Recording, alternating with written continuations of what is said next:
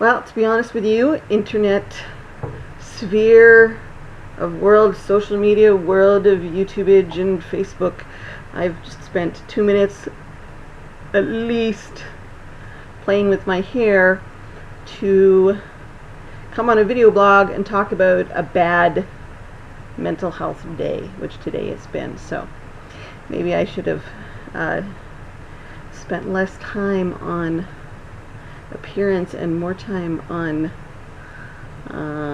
my brain. I've had anxiety disorder for basically my entire life. I think I was probably having anxiety attacks at about 4 and 5 years old. I remember periods and I remember times being asleep in a very early childhood home that we left before I was 6 years old, where I was lying in bed by myself, very afraid that I was dying, that my heart wasn't beating, that my lungs weren't working properly, or that I wasn't breathing right. Had an immense amount of anxiety around that, even at 4 or 5 years old. Would get out of bed and jump up and down in place in my bedroom in order to make my heart jackhammer in my chest, to reassure myself that I was alive, to sort of force my lungs to need more oxygen and to be more obviously working, so that I could reassure myself that my parts were working, and then I would, lay back down again. So in terms of an anxiety disorder, as early as I can remember, I have been a very anxious person.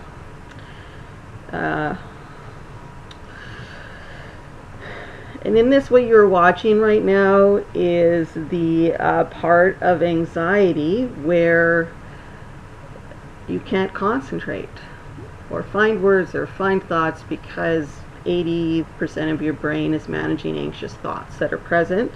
And so you're using 20% of your brain to try to find your words or remember something or pull something from memory. There are a lot of days,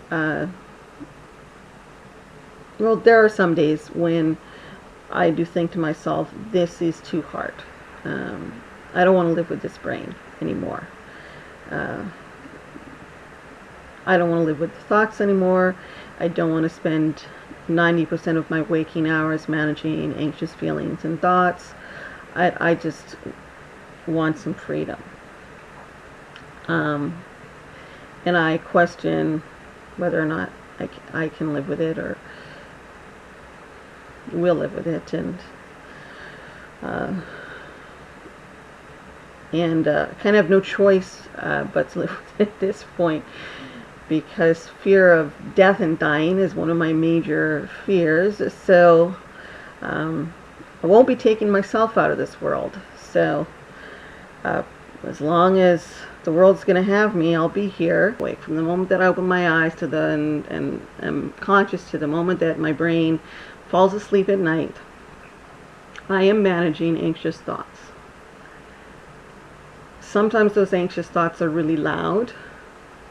They're like caps letters in your head, making themselves really present. Today is one of those days. And on days like that is when more likely to present like this, which is a little scattered-brained, and not able to find words. And sometimes anxious thoughts are just in the background, and they're just like this constant fluttering of noise in the back of your head that never shuts up. So this is why people with anxiety disorders are exhausted. Yeah, they're tired. And if you can imagine the amount of energy that it takes to spend all of your waking hours trying to think differently than your brain naturally thinks. So there's a bunch of I guess this sort of, there's well walked paths in my brain that have been walked down over and over and over and over and over again. And those paths are easy to walk, like if you picture a forest and you have a choice to walk through a path that's well worn, or something with a little bit of brush, or just to walk straight into the trees.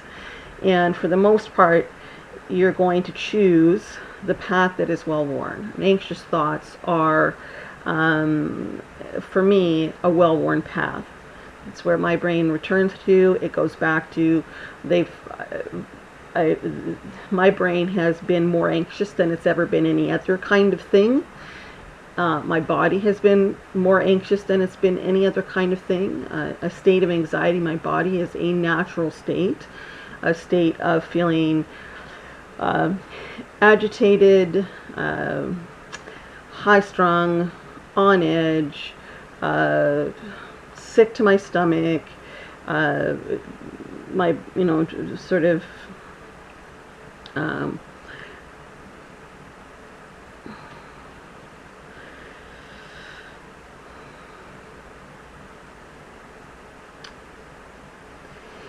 yeah, it sucks. I've been living with anxiety disorder for 35 years. I've been learning about how to manage anxiety disorder for probably 15. So an immense amount of tools to use, and to try to help me get through the day. Some of them work better than others. Some days are better than others. Some years are better than others.